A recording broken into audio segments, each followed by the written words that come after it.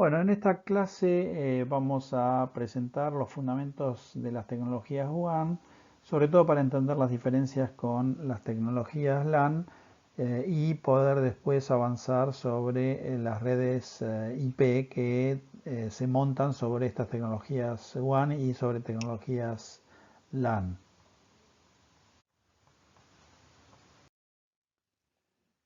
Las características más relevantes de las tecnologías WAN, obviamente, la primera es que las distancias son medias y largas, es decir, de cientos de metros a decenas de miles de kilómetros.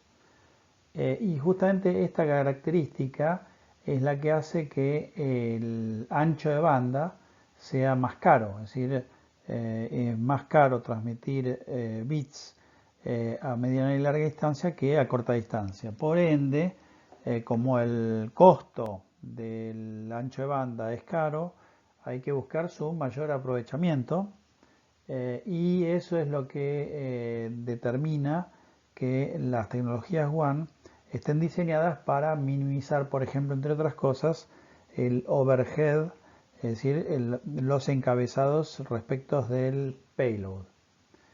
También otra característica típica de las tecnologías WAN, justamente debido a este alto costo del ancho de banda, es que los bit rates de las comunicaciones WAN suelen ser de un orden de magnitud menor generalmente que las que suele haber en tecnologías LAN de corta distancia.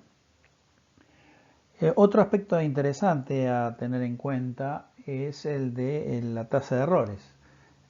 Cuando las redes se montaban utilizando enlaces analógicos, en los enlaces analógicos se usaban amplificadores, esos amplificadores cascadeados iban degradando la relación señal a ruido, porque en las distintas etapas se amplificaba no solo la señal sino el ruido, y esa degradación de la señal de la relación señal a ruido comprometía la discriminación del receptor del otro extremo y por ende se solían dar una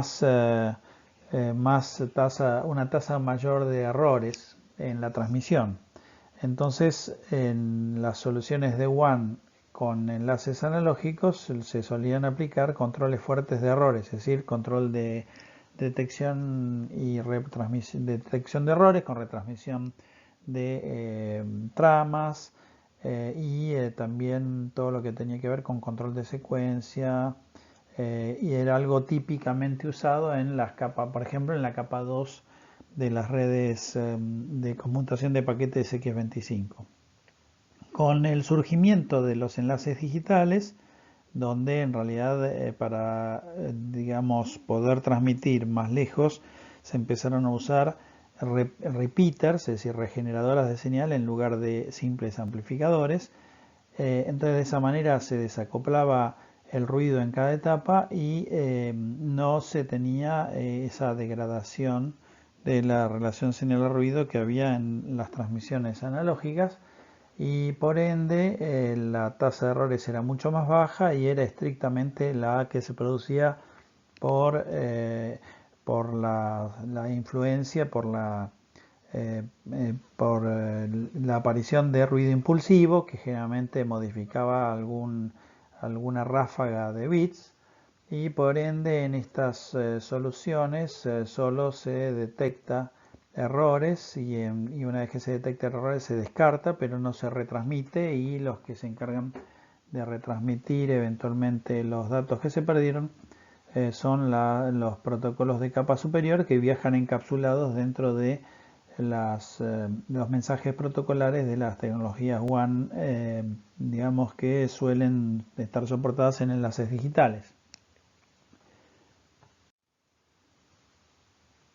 También podemos nombrar otras características de las tecnologías WAN. Las topologías que suelen usar estas tecnologías suelen ser típicamente las punto a punto, en algunas soluciones la solución punto multipunto y después todo lo que tiene que ver con las redes malladas, sobre todo las que son operadas por las telcos, por las compañías de telecomunicaciones. La técnica de multiplexado utilizada típicamente en las tecnologías WAN puede ser tanto STDM, Statistical Time Division Multiplexing, como TDM. Generalmente cuando se usa conmutación de circuitos se usa TDM en el multiplexado, y cuando se usa conmutación de paquetes se usa STDM, Statistical Time Division Multiplexing. Por último podemos decir que el direccionamiento en WAN, por un lado, no es necesario cuando los enlaces son punto a punto,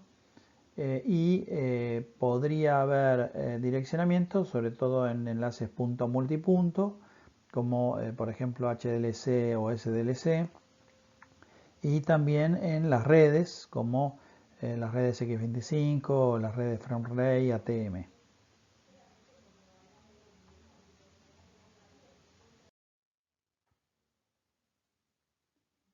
En cuanto a tecnologías, digamos, conocidas, de alguna manera podemos nombrar en cierto orden de aparición histórica. eh, por un lado, las redes de conmutación de circuitos con interfaces BRI y PRI.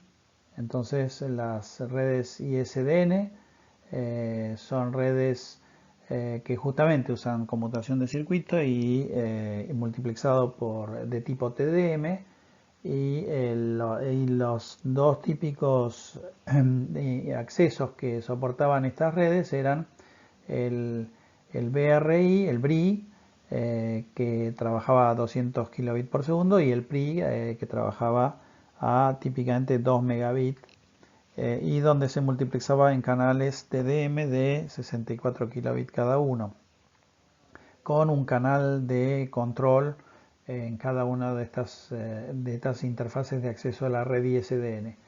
Todas las demás soluciones de WAN que podemos nombrar son generalmente soluciones de tipo STDM, con eventualmente conmutación de paquetes. Entonces HDLC es un protocolo bastante conocido que se usa sobre todo para enlaces punto a punto. Se podría usar para punto a multipunto, pero HDLC en particular se usa mucho para punto a punto. Y ahí básicamente podríamos decir que hay dos versiones del protocolo. Hay muchas versiones, pero hay dos grandes versiones de HDLC. Una es una versión de HDLC no conectado, que no hace ningún control de errores, solo hace detección de errores, y que se basa en el intercambio de tramas de información no numerada, no secuenciada, es decir, unnumbered information frames. Y por otra parte, una versión de HDLC llamada, por ejemplo, LAB, Link Access Procedure Balance Mode, que es utilizada, por ejemplo, o era utilizada en las redes X25 en capa 2. Y después aparece también un protocolo. Es decir, lo que es importante entender es que el HDLC es un protocolo que se usa en enlaces seriales sincrónicos. El SLIP aparece como una solución para transmitir fundamentalmente IP en líneas seriales, pero asincrónicas, es decir, orientadas al carácter.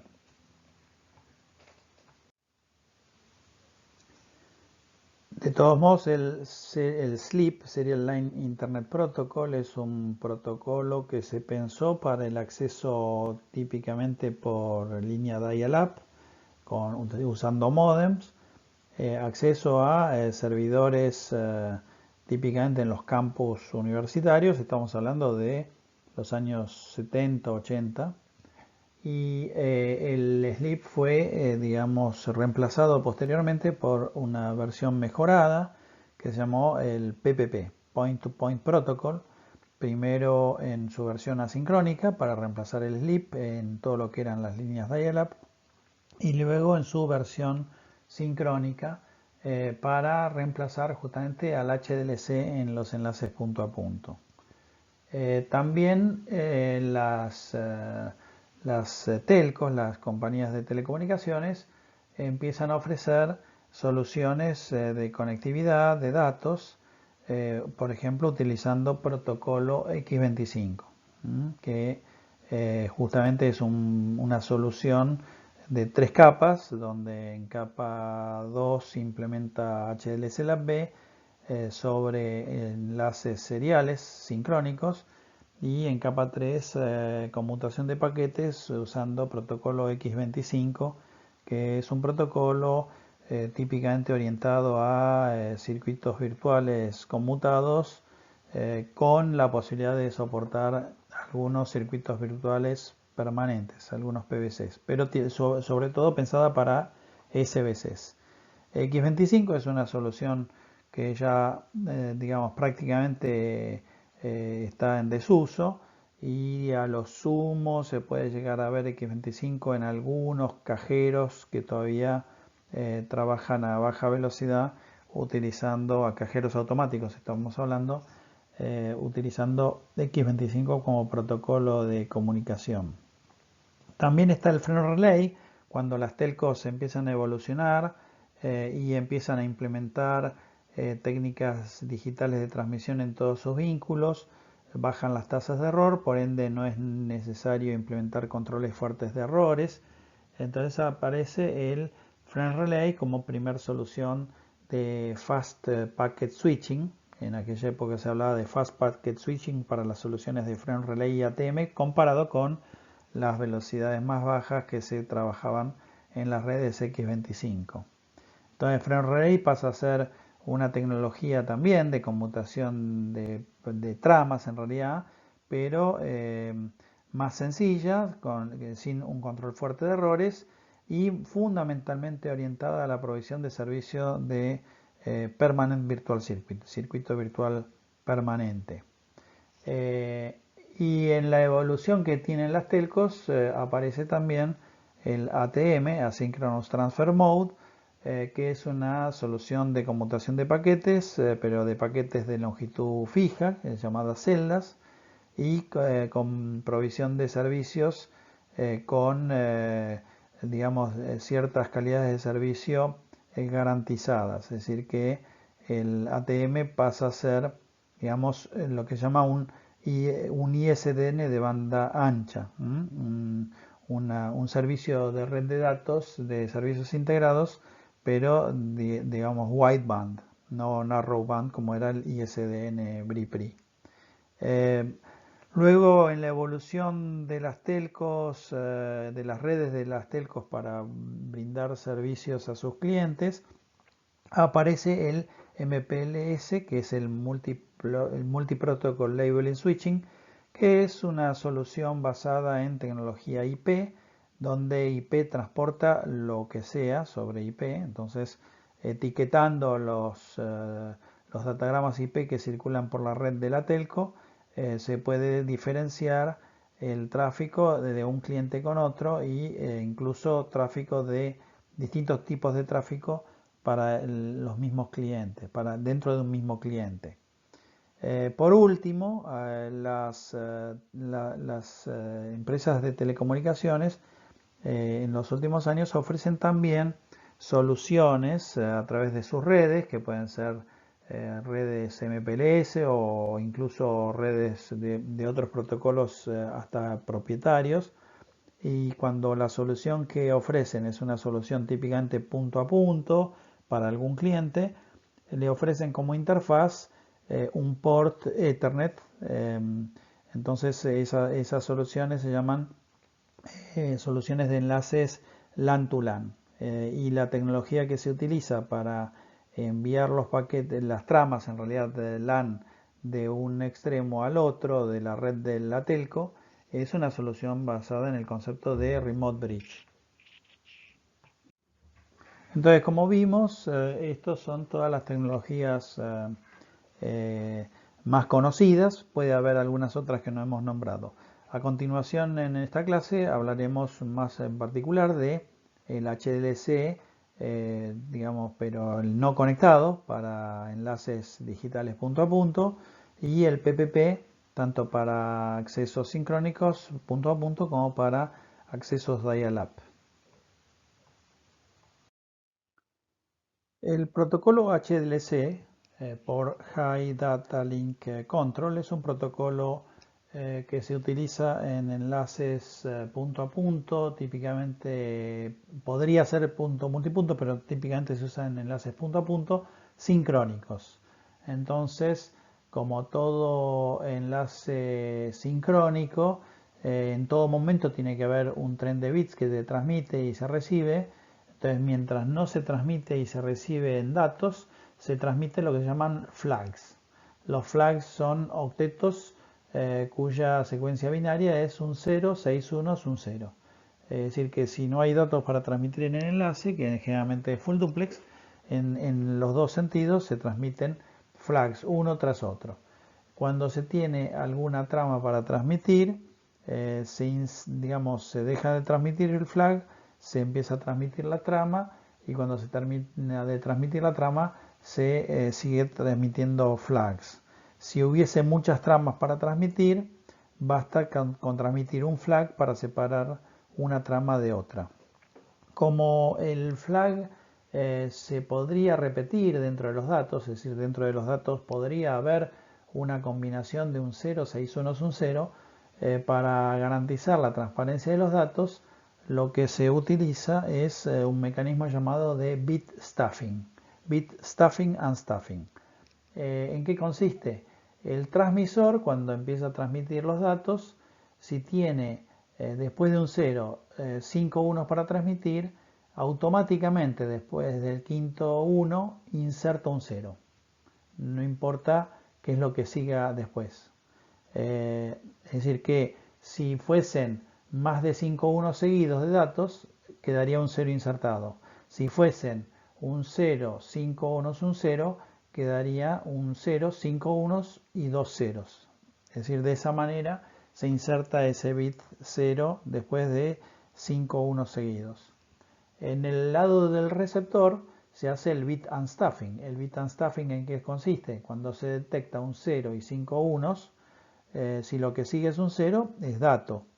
Entonces ese 0 se extrae, se borra. Y si después de 5 1 sigue un 1 y un 0, es un flag. Y obviamente no puede haber en una transmisión sincrónica HDLC más de 6 unos seguidos, porque significaría que el enlace no está funcionando correctamente.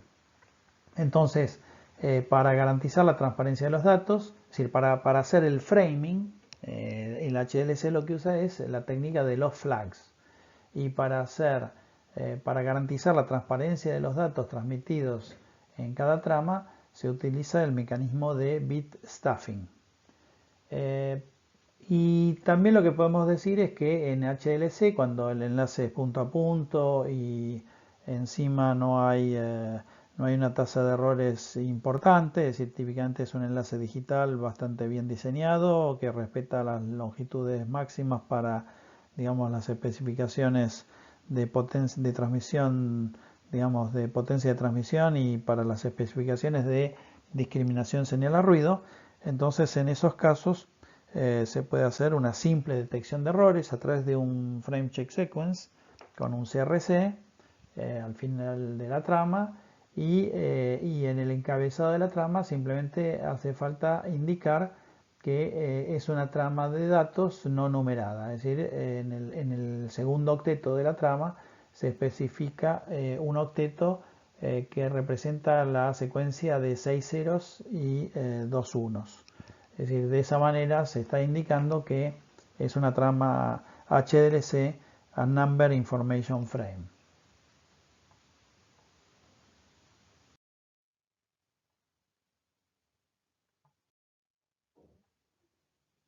El PPP, Point to Point Protocol, es un protocolo que surge para, digamos, resolver dos necesidades. Una es la necesidad de tener un protocolo de capa 2 para enlaces asincrónicos que sea mejor que el que había, que era el SLIP, el Serial Line Internet Protocol.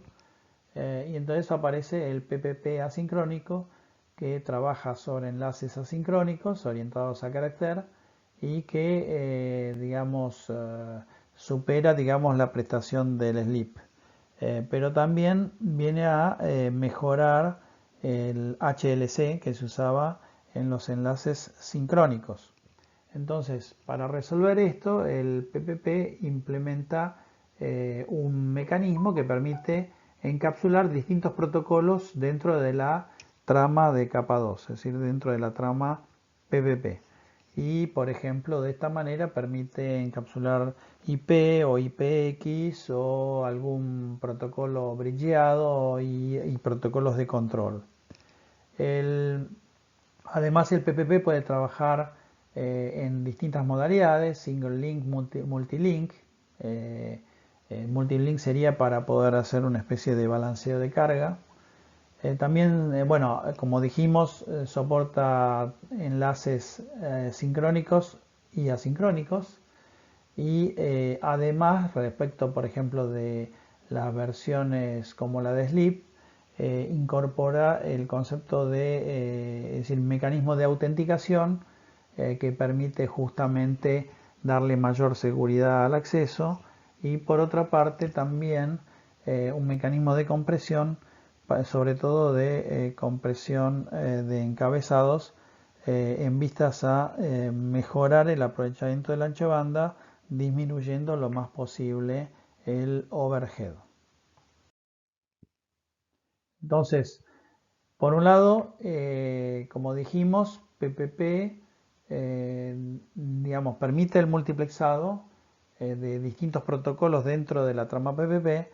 Entre otros protocolos, soporta dos protocolos de control como el LSP, el Link Control Protocol, y el NCP, que es el Network Control Protocol.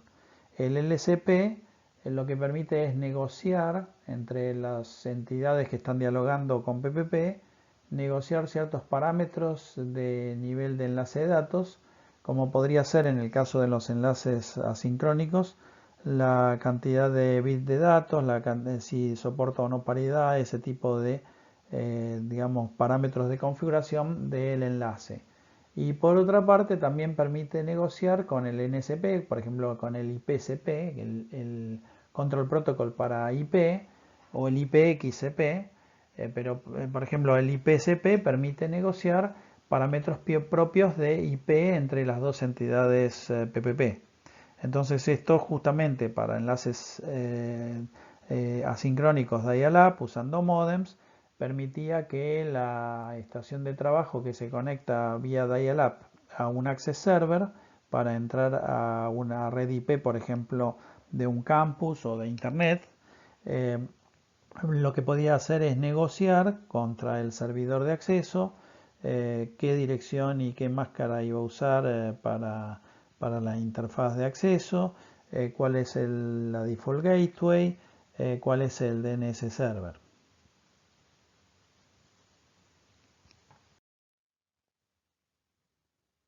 Entonces acá justamente vemos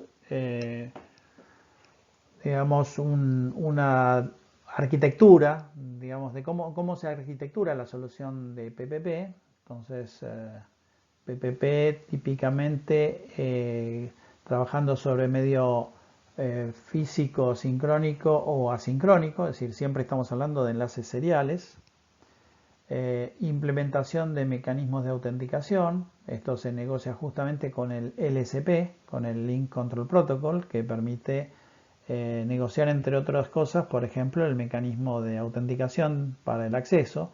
En el caso cuando se usaban mucho los accesos de dial-up a Internet, era común que uno tuviese que no solo para poder acceder a Internet, no solo saber cuál era el número de teléfono al cual llamar, sino también con qué usuario y con qué clave se iba a autenticar para poder acceder. Y después, usando típicamente el IPCP, por ejemplo, el IP Control Protocol, se puede, una vez que uno se conecta al Access Server, negociar los parámetros propios de configuración de IP, es decir, dirección IP, máscara que se va a usar, default gateway, servidor DNS al cual se le pueden hacer consultas para resolver nombres.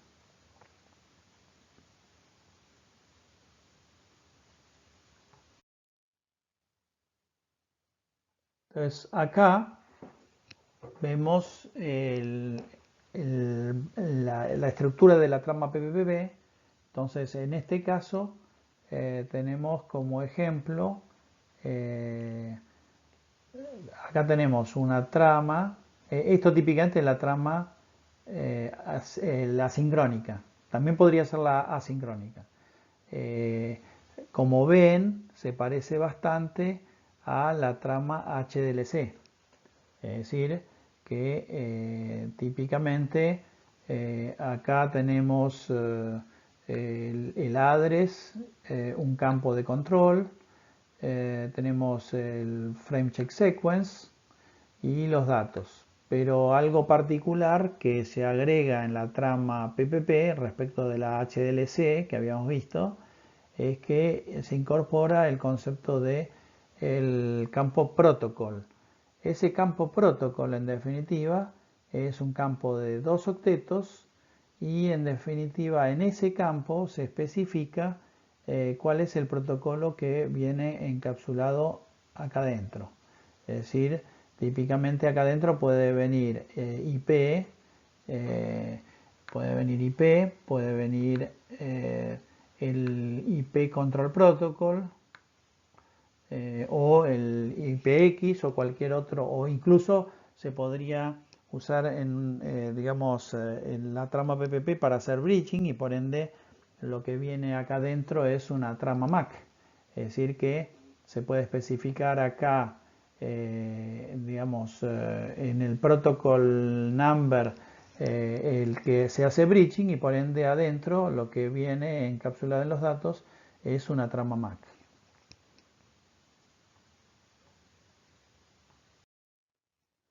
Entonces, al igual que en el caso de HDLC que habíamos explicado anteriormente, en PPP también hay que garantizar transparencia de datos, es decir, que cuando los datos que se transmiten, que se quieren transmitir dentro de la trama PPP coinciden o pueden coincidir con un flag, hay que de alguna manera modificar los datos para que el receptor del otro lado no lo confunda con justamente un flag que delimitaría una trama de otra.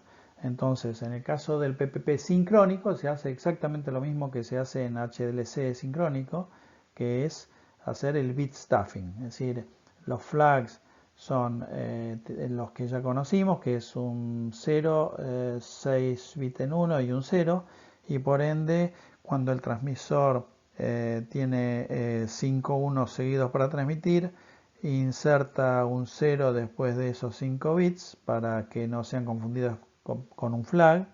Y del lado del receptor, cuando se reciben 5 unos seguidos y un 0 después, ese 0 se remueve, se hace el unstuffing y de esa manera se garantiza la transparencia de los datos.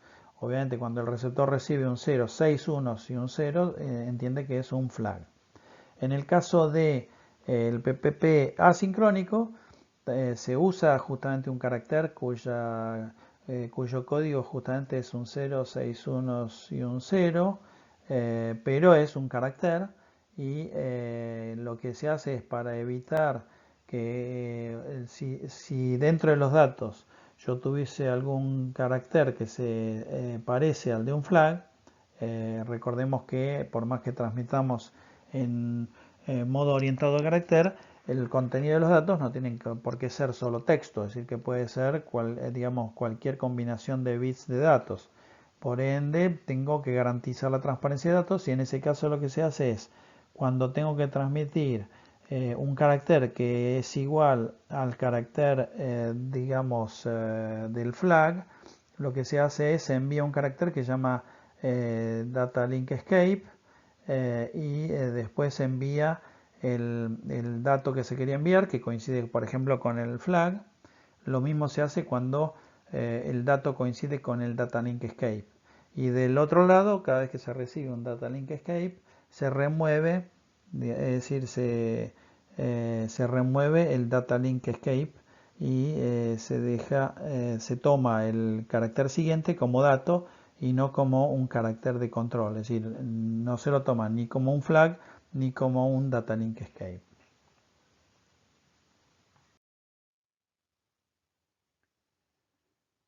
En el caso entonces de PPP,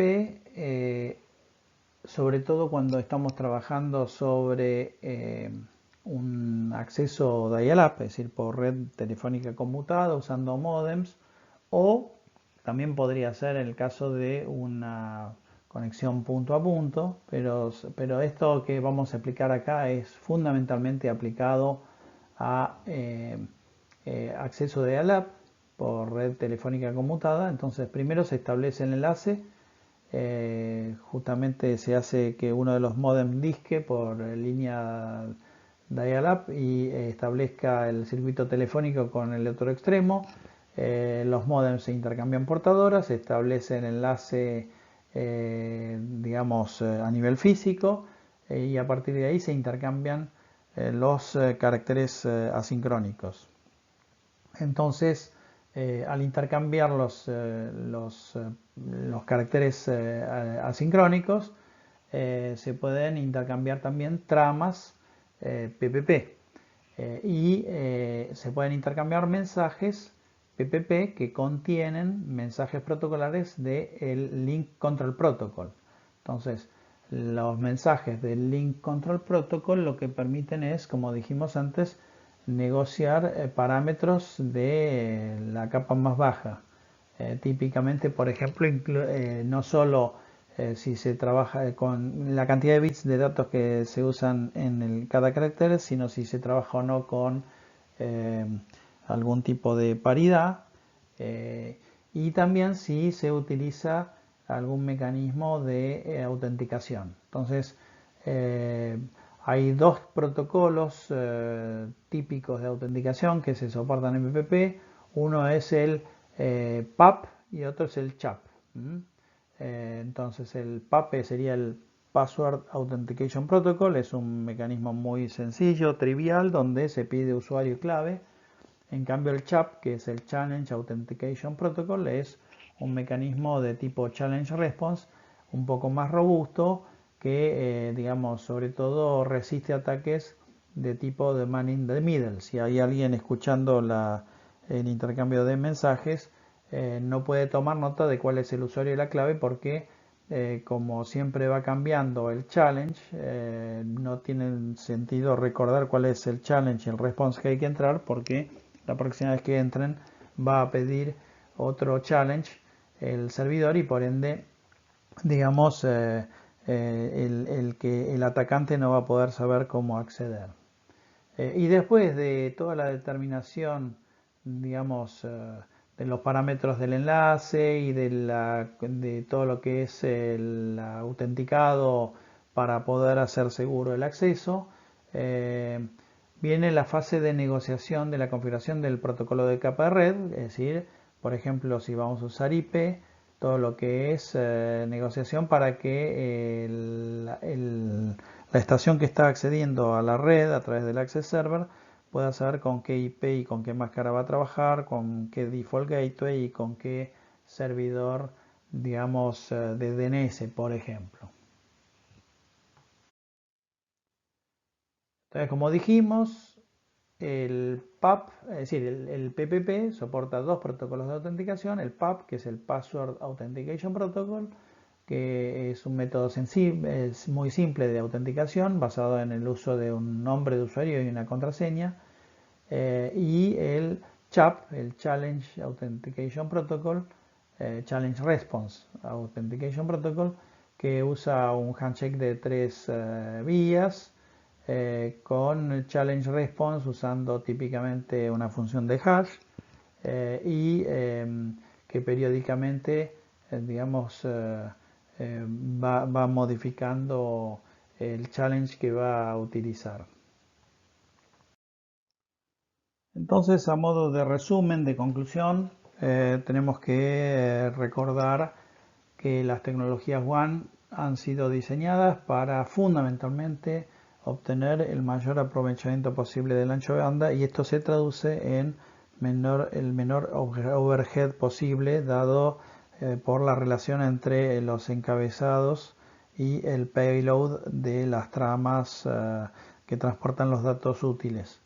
Y vimos particularmente dos casos concretos, uno del HDLC orientado a la no conexión con el intercambio de tramas no numeradas y el otro el del PPP sincrónico y asincrónico. El sincrónico para poder usar, digamos, enviar datos, intercambiar datos en enlaces punto a punto sincrónicos y el asincrónico para fundamentalmente accesos dial-up por red telefónica conmutada a redes IP.